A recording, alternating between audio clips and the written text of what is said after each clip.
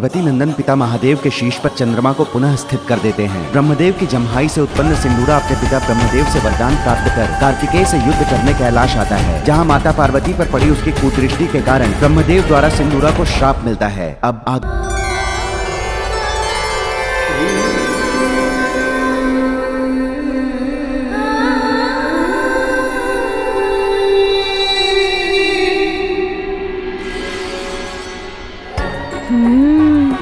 स्वादिष्ट मधुर फल। आहा, इतने स्वादिष्ट फल प्रस्तुत है मेरे लिए। अब तो उदर भर खाकर अपनी भूख मिटाऊंगा।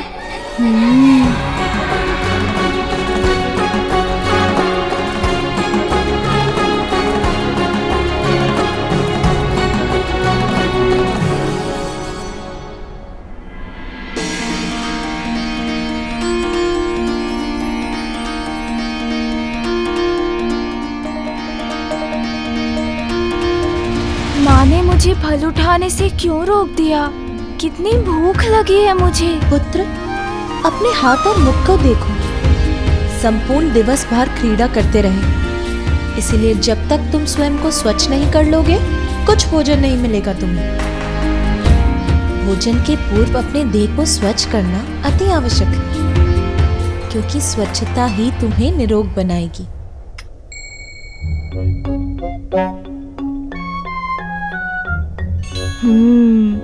समझ गया मैं।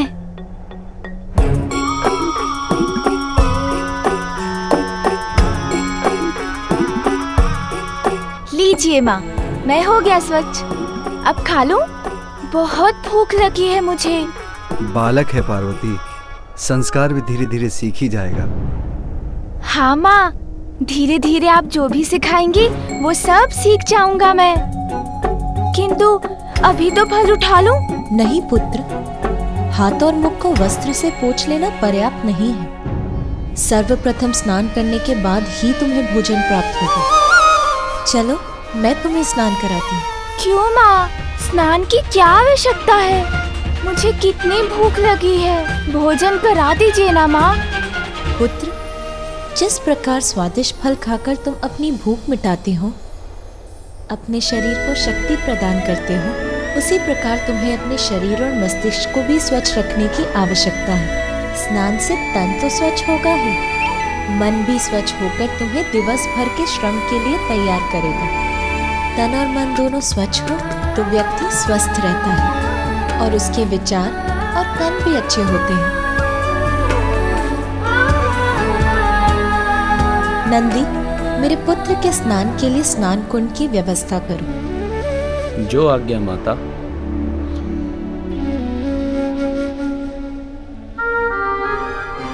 आओ पुत्र।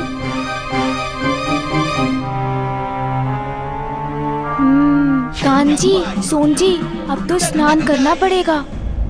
ब्रह्मदेव, पाताल लोक भेजे जाने के पश्चात सिंदूरा का क्या हुआ? पाताल में सिंदूरा की भेंट सिंहिका से हुई।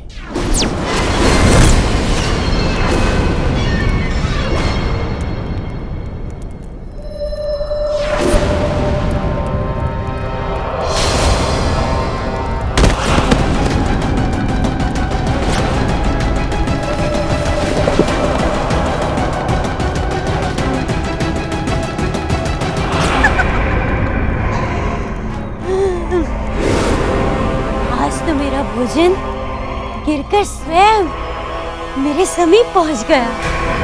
आनंद, बहुत आनंद आएगा इसे अपना आहार बनाने में।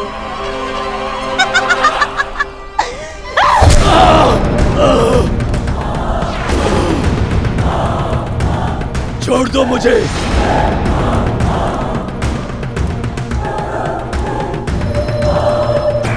मेरा शरीर अशक्त हो गया है, अब कुछ नहीं कर सकता मैं।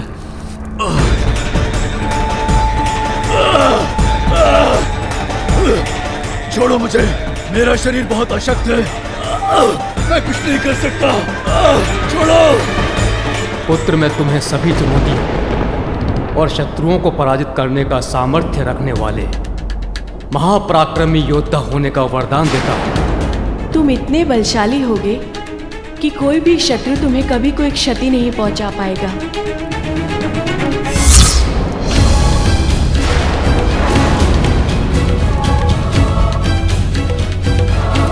ये क्या? ये कौन सी अदृश्य शक्ति है जो मुझे रोक रही है? मैं इसे खींच क्यों नहीं पा रही हूँ?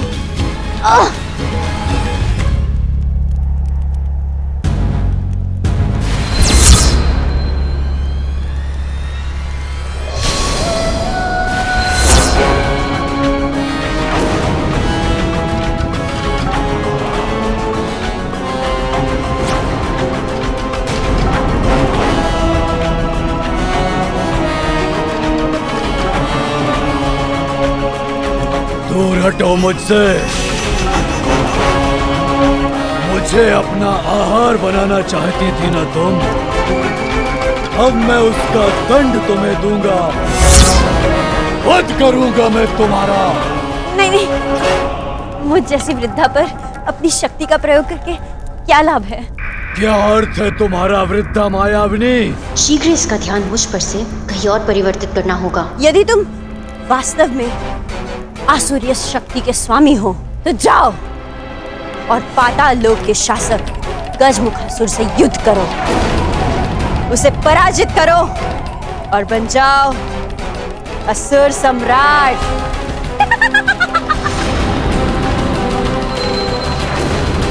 तुम्हारी नेत्रों में झांकते ही मुझे आभास हो गया था कि तुम्हें सत्ता की भूख है। यदि तुम वो करोगे जो मैं कहूंगी तो तुम पाताल लोक के अधिपति बन जाओगे। वृद्धा, तो तुम मुझे गजमुखासुर के निकट लेके चलो। मैं तुम्हें वहां नहीं ले जा सकती। मैं तो उस दुष्ट गजमुखासुर के आसपास फटकना भी नहीं चाहती। तुम मुझे वहां ले चलोगी या वध करूं मैं तुम्हारा? बताओ, क्या चाहती हो तुम? कैसा महामूर्ख है ये! बिना किसी तैयारी के गजमुखासुर से भिड़ेगा तो स्वयं तो मृत्यु को प्राप्त होगा ही, मेरा भी वध करवाएगा। किंतु सिंदूरा के पास ऐसी कई वरदानी शक्तियां हैं जिनसे वो अपराजय बन गया है। उसने गजमुखासुर को परास्त कर पाताल लोक अपने अधीन कर लिया है, असुर सम्राट बन गया है। परमपिता ब्रह्मदेव, देवताओं से बहुत बड़ी भूल हुई थी क्या, जिसका आपने इतना बड़ा दंड दिया? दुष्ट दानव को अजय बना दिया और पाताल भेज दिया। अब दुष्ट दानव सर्वनाशी महासंकट बनकर सर्वदेवों पर छाएगा। सृष्टि के रचयिता ने ही सृष्टि के विनाश का प्रबंध कर दिया। ये सत्य है कि सिंदूरा अजेय है, वो हम सभी का विनाश कर सकता है, किंतु बुराई का अंत करने के लिए अच्छाई का आगमन हो चुका है। सिंदूरा का वध करने वाले ने महादेव और देवी पार्वती के पुत्र के रूप में कैलाश पर जन्म ले लिया है।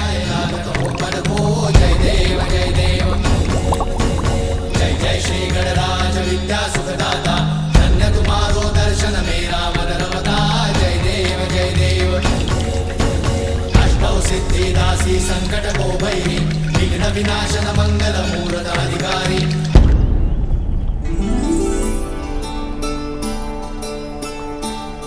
तन मन दोनों ही शुद्ध और स्वच्छ हो जाते हैं स्नान से। बाल्यावस्था से ही स्वच्छता का नियमित अभ्यास तो अति आवश्यक है। मेरा उधर भूख के कारण अशांत हो रहा है, किंतु माँ ने कहा है स्नान अनिवार्य है तो करना ही होगा, किंतु उसमें ये सभी शीघ्रता क्यों नहीं कर रहे हैं?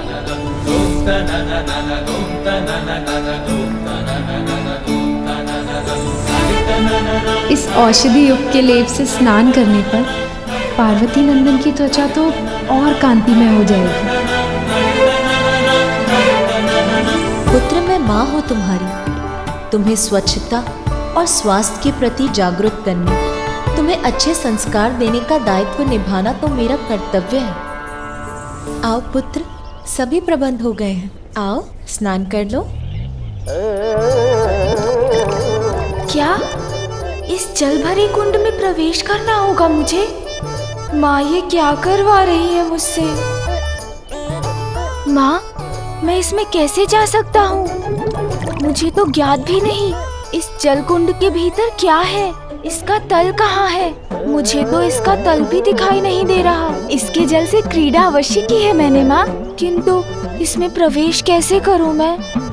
इसमें इतना विचार करने की आवश्यकता नहीं है पुत्र, ये तो अत्यंत सरल है, सभी करते हैं। तुम निसंकोच होकर इस कुंड में उतरना प्रारंभ करो। इसका जल तुम्हारे तन को स्वच्छ कर देगा।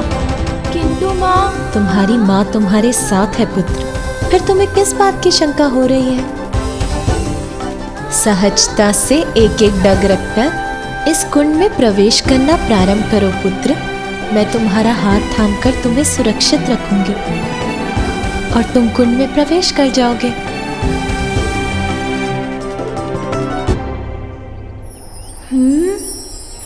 कहीं ये जल कुंड गहरा तो नहीं?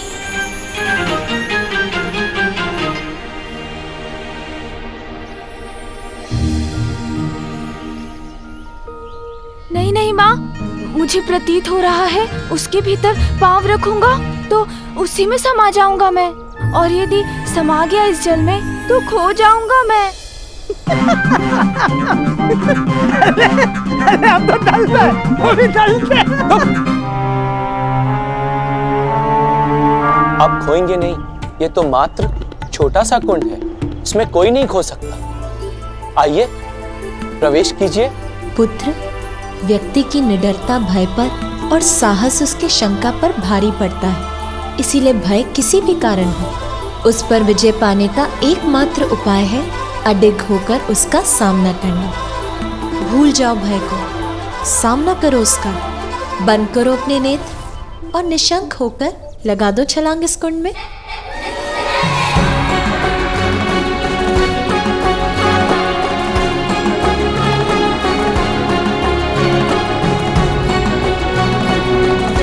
माँ उचित कहती है, अपने इस भय का सामना तो अभी ही करना होगा मुझे।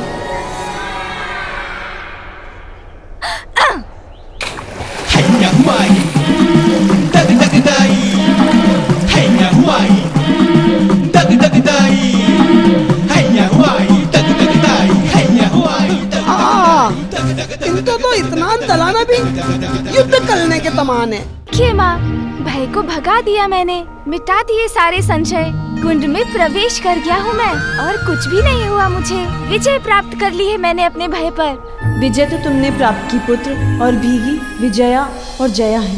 अरे ये सभी भीग कैसे गए? और कुंड का जल कहाँ गया? वही उड़कर इन सभी पर पड़ गया क्या? पुत्र, ये क्या किया तुमने? तुम्हें जल में धीरे धीरे उतरना चाहिए था ना। किंतु माँ, आप ही ने तो कहा था नेत्र बंद करो और छलांग लगा दो। आपकी आज्ञा तो कदापि नहीं टाल सकता ना माँ, तो मैंने लगा दी छलांग। पुत्र, मैंने कहा अवश्य था, किंतु हमें इस बात का ध्यान रखना चाहिए ना कि हमारे किसी भी कार्य से दूसरों को असुविधा न पहुँचे। नंदी, आपको कुंड को पुनः तैयार करना होगा, उसमें पुनः जल भर दो।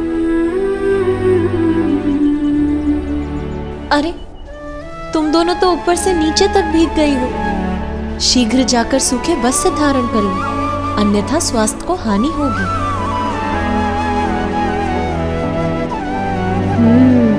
अब तो निर्भीक होकर प्रवेश करूंगा मैं जल में।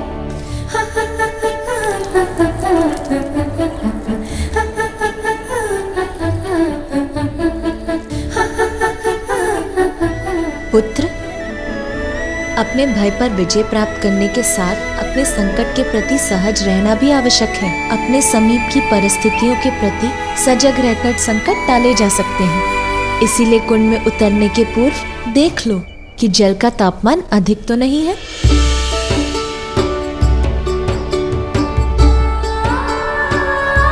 अरे अरे, ये क्या कर रहे हैं सून जी?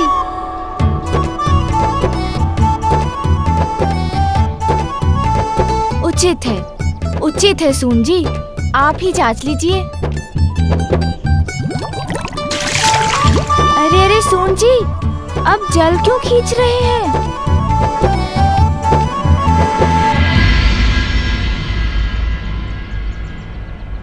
अच्छी।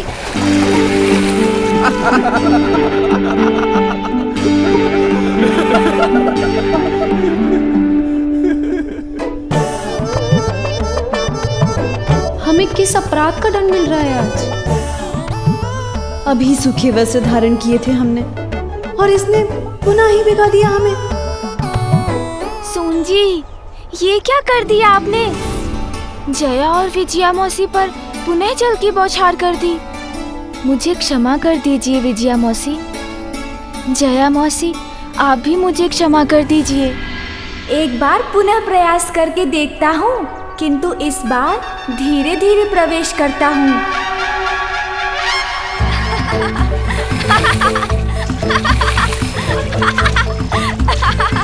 इस जल का स्पर्श तो अत्यंत आनंददायक है। अरे वाह, इसमें मेरे हिलने से तो तरंगे उत्पन्न होती हैं। और करके देखता हूँ। यदि मैं स्नान कर रहा हूँ तो क्यों ना आप सब भी मेरे साथ साथ ही स्नान कर लें।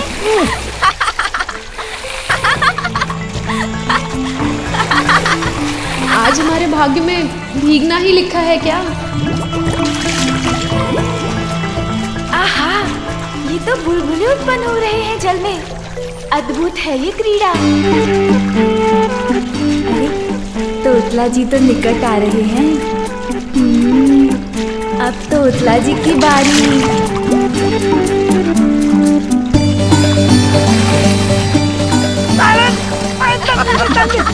माता बता, माता बता। अल्लाह तीन दीदी, सामान डाल दीजिए, अभी डालूंगा।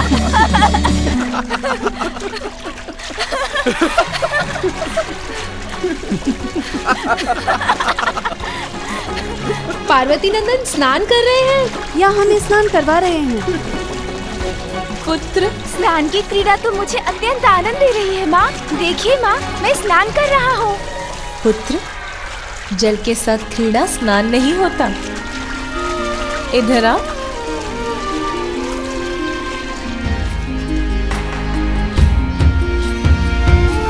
पुत्र, स्नान का अर्थ है अपने तन से मैल को हटाना। उसके लिए ये लेप तुम्हारे शरीर पर मल रही हूँ। स्थिर रहो पुत्र, क्या कर रहे हो? हिलो मत। कैसे ना हिलूं माँ? इतनी गुदगुदी हो रही है मुझे। अभी इस लेप को अपने तन से धोकर जल से बाहर आ जाओ पुत्र।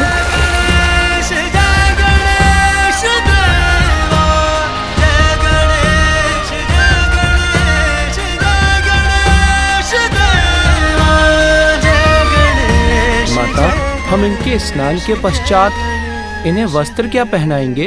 अरे हाँ नंदी, इस पर तो मैंने ध्यान ही नहीं दिया। प्रथम स्नान के पश्चात तो मामी के यहाँ से आए नवीन वस्त्र ही पहनाए जाते हैं।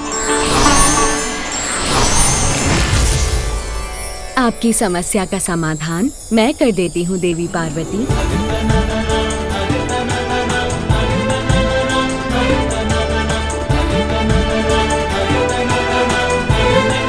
प्रणाम देवी लक्ष्मी, स्वागत है आपका। बालक के प्रथम स्नान के पश्चात उसके वस्त्र तो मामी ही देती है ना? मौसी तो समझ में आ गया मुझे माँ, किंतु ये मामी कौन होती हैं? मेरे भ्राता की पत्नी, उनकी सहभागिनी तुम्हारी मामी हुई पुत्र। माँ के भ्राता मामा, तो उनकी पत्नी मामी। आपके भ्राता तो जगत के पालनहार श्री हरि नारायण है ना? तो क्या वही मेरे मामा जी हैं? हाँ पुत्र, ये तो तुम्हारा परम सौभाग्य है कि स्वयं श्री हरि तुम्हारे मामा हैं। मामी जी? आज प्रथम स्नान गजानन लिए, सहायता करे उमा विष्णु प्रिय। वस्त्र तन को सुंदर से पहना रही, भिन्न भिन्न आभूषण भी सजा रही।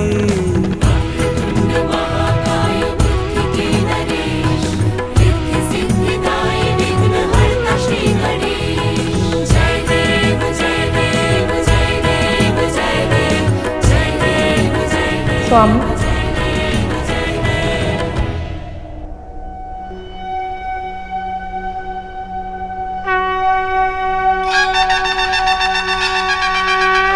पिताश्री,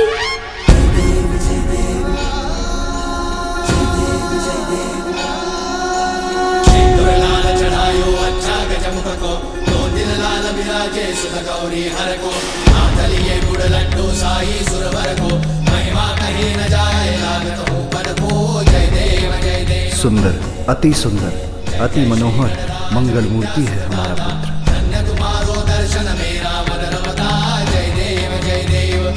पिताश्री देखिए ना, मैं तो स्नान भी कराया और नवीन वस्त्र और आभूषण भी धारण कर लिए मैंने।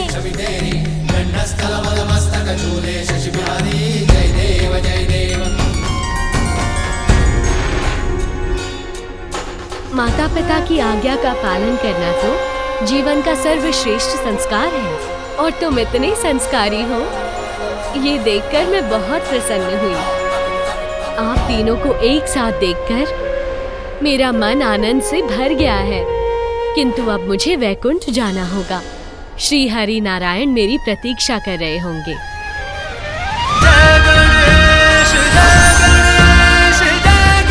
मामी जी से भेंट तो हो गई, किंतु अब मामा जी से भी तो भेंट करनी होगी। क्यों सुन जी, चलें फिर मामा जी के धाम।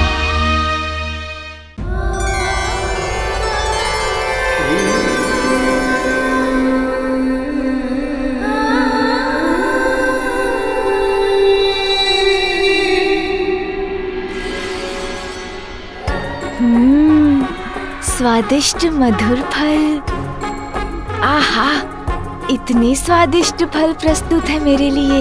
अब तो उदर भर खाकर अपनी भूख मिटाऊंगा।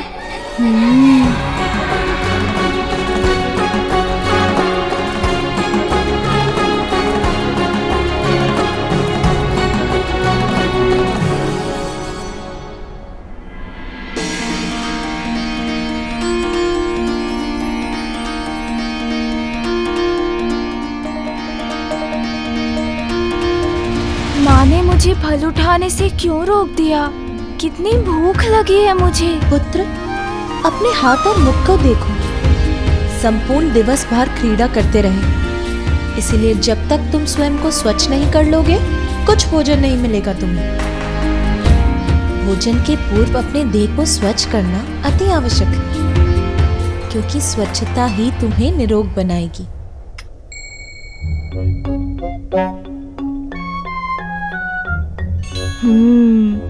समझ गया मैं।